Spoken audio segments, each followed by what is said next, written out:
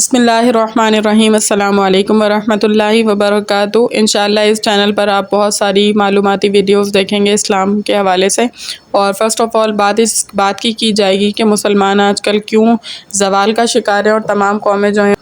ظلم اور زیادتی کر رہی ہے اور کوئی انہیں پوچھنے والا نہیں ہے، اور سارے کے سارے مسلمان جو ہے وہ تماشا دیکھنے میں لگے ہوئے ہیں۔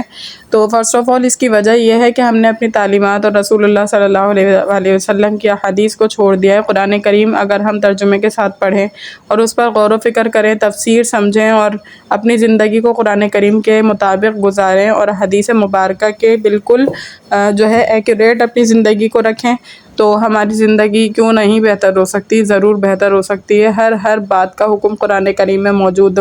ہے، جہاد ہو یا امن ہو یا ہماری اپنی انڈیویجول لائف ہو یا پھر کلیکٹیولی ایک مجموعی اعتبار سے لائف ہو، یا میجورٹی ہو یا مائنورٹی ہو، ہر چیز کا حکم قرآن کریم میں موجود ہے۔ اگر ہم قرآن کریم کو چھوڑ دیں گے تو پھر یہ تو لازمی ہے، جیسے کہ آپ نے پڑھا بھی ہوگا کہ بر صغیر میں مسلمانوں کی حکومت جو ہے وہ پہلے 1000 سال رہی تھی، اس کے بعد جو ہے مسلمان وہ تنزلی کا شکار ہو گئے تھے۔ اس کے بعد دوبارہ قائد اعظم محمد علی جناح رحمۃ اللہ علیہ کی قیادت میں مسلمانوں نے ایک سیپریٹ مملکت حاصل کی۔ اس میں بھی قائد اعظم محمد علی جناح نے فرما دیا تھا کہ میرے لیے پاکستان کا مطالبہ صرف زمین کا ایک ٹکڑا حاصل کرنا نہیں ہے، بلکہ میں ایک ایسی تجربہ گاہ قائم کرنا چاہتا ہوں جہاں اسلام کے اصولوں پر عمل کیا جا سکے۔ تو جب تک ہم اسلام سے کنیکٹڈ رہے نا، تو ہماری تمام چیزیں جو ہے بالکل ٹھیک چلتی رہی، ہماری زندگی کے نظام بھی اور ہماری عزت بھی معاشرے میں بنی رہی۔ لیکن جیسے ہی ہم نے اسلام کو چھوڑا تو ہمارا پورا معاشرہ، ہماری پوری سوسائٹی کولیپس ہو گئی، اور آج آپ دیکھ سکتے ہیں کہ چھوٹا ہو یا بڑا، ملک کی حیثیت سے ہو یا اپنی زندگی کی حیثیت سے ہو یا عبادت کی حیثیت سے ہو یا پھر معاشرت کے اعتبار سے ہو یا معاملات کے اعتبار سے ہو، ہر اعتبار سے انسان مسلمان جو ہے وہ بالکل ڈیمورلائزڈ ہے اور بالکل جو ہے وہ کسی بھی ترقی کی طرف گامزن نہیں ہے۔ یہ مسلمانوں میں ایک بات یہ بھی دیکھی جا رہی ہے آج کل کہ مسلمان اپنے دین کو ڈیموٹیویٹ اور ڈیمورلائز سمجھ رہے ہیں کہ ہمارا دین، نعوذ باللہ، اللہ معاف کرے، کہ مسلمان نے دین کو ہلکا سمجھ لیا ہے۔ اور آپ نے شاید یہ بات پڑھی ہو یا سنی ہو کہ اگر کوئی مسلمان کسی اپنے دین کو ہلکا سمجھے تو وہ کفر کے قریب ہو جاتا ہے، اور کفر آپ کو پتہ ہے، کفر اور اسلام میں زمین اور آسمان کا فرق ہے۔ کفر، مشرک اور کافر کی کبھی بھی مغفرت نہیں ہو سکتی، اس لیے اپنے عقائد کو بدلنے کی ضرورت ہے، اپنے عقائد کو درست کرنے کی ضرورت ہے کہ اللہ رب العزت نے ہمارے ہر معاملے کی رہنمائی قرآن کریم میں فرما دی ہے۔ اب ہماری کوتاہی اور کمی ہے کہ ہم قرآن کریم کو نہیں پڑھیں اور اپنے مقاصد اس میں سے نہ ڈھونڈیں، اپنی زندگی کے تمام پہلوؤں میں اس پر مد نظر نہ رکھیں، تو یہ ہماری غلطی ہے۔ انشاءاللہ اس چینل میں ان تمام زندگی کے معاملات کے حوالے سے، خواہ وہ گناہوں کے بارے میں ہوں کہ شراب ہے، زنا ہے یا قمار ہے یا چوری ہے یا کسی بھی قسم کا گناہ جو ہے، اس کے بارے میں قرآن کریم میں کیا نالج موجود ہے، اسی طرح کہ اگر کوئی جرم کرے تو اس کی پوری سزا کیا موجود ہے، تاکہ معاشرے کے میں سے اس کے گناہ کا خاتمہ کیا جا سکے اور لوگوں کو عبرت بھی ہو، وہ کوئی ایسا قدم نہ اٹھائے جس کی وجہ سے سوسائٹی میں یہ جو ہے وہ روک تھام ہو۔ جیسے کہ آپ دیکھتے ہیں کہ اسنیچنگ جو ہے معاشرے میں بہت عام ہے، اسی طرح حکومت جو ہے اس کے اوپر کوئی رد عمل ظاہر نہیں کرتی۔ تو ان تمام کے احکام اور عوام جو ہے وہ اس بات کی وجہ سے چھوڑ دیتی ہے کہ حکومت ہماری ٹھیک نہیں ہے، اور حکومت دونوں طرف سے تالی بجتی ہے، اور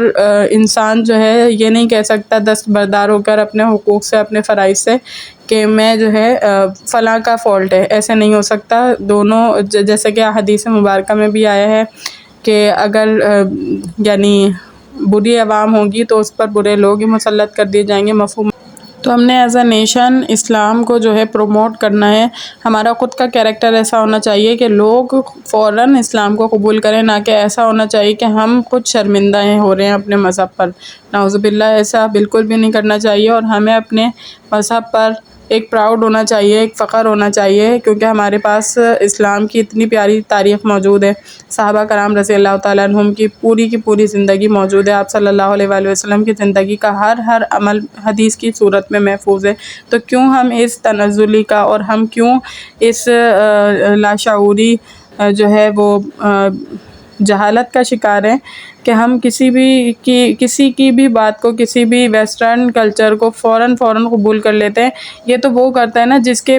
کے خود کے بیک گراؤنڈ میں کوئی پاورفل موٹیویشن نہ ہو، پاورفل بیک گراؤنڈ نہ ہو، کوئی اس کے آئیڈیل پرسنالٹیز نہ ہو جس کی وجہ سے وہ دوسروں کو دیکھ کر متاثر ہو۔ لیکن ہمارے پاس تو تمام رول ماڈلز موجود ہیں، صحابیات کی صورت میں، ازواج مطہرات رضی اللہ تعالیٰ عنہن کی صورت میں، ساری کی ساری خواتین پاک دامن اور عبادت میں اور معاشرت میں اور معاملات میں ہر اعتبار سے جو ہے وہ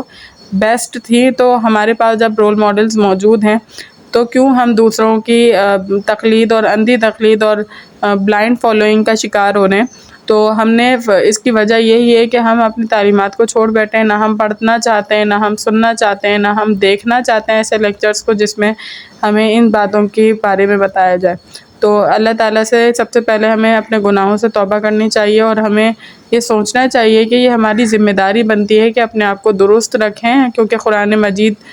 پورا کا پورا ہمارے عمل کے ریلیٹڈ ہے کہ ہم کیا عمل کریں گے۔ اور ظاہر ہے ہمارا یہ عقیدہ ہے کہ قیامت کا دن قائم ہوگا جس میں ہر ایک بندے کو اس کے عمل کے مطابق اس کا بدلہ دیا جائے گا۔ اور قرآن کریم کا میں ذکر کردہ یہ بات بھی موجود ہے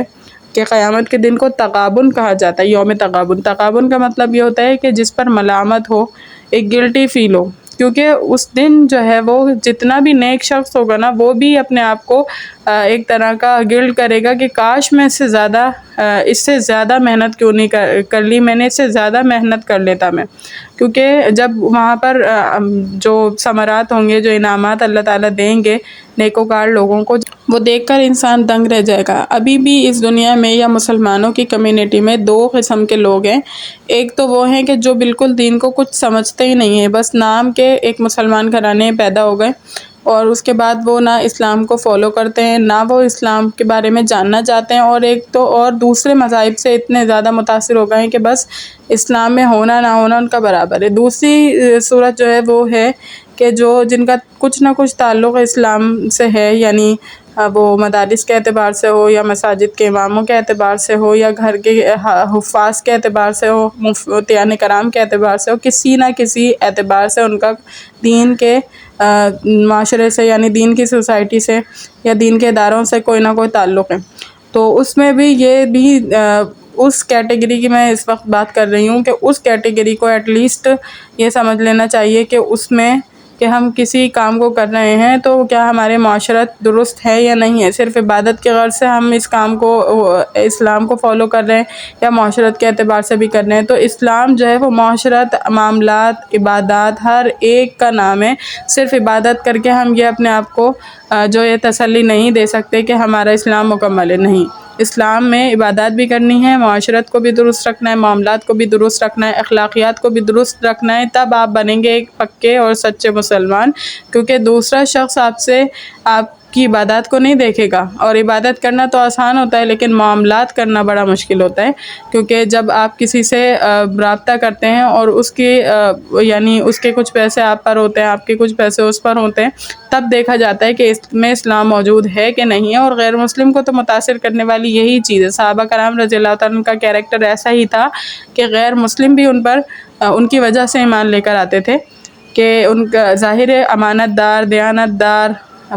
با حیا لوگ تھے وہ، جس کی وجہ سے کہنا نہیں پڑتا تھا کہ تم اسلام قبول کر لو، لیکن خود لوگ اسلام قبول کرا کرتے تھے۔ تو ہم بھی انشاءاللہ کوشش کریں گے کہ صحابہ کرام رضی اللہ تعالیٰ عنہم کے واقعات، اسلام میں جو تعلیمات موجود ہیں، جو احکام موجود ہیں، ان کو سمجھ کر، ان کو پڑھ کر جو ہے ہم اپنی حالت کو درست کریں۔ وآخر الدعوانا الحمد للہ رب العالمین۔ السلام علیکم۔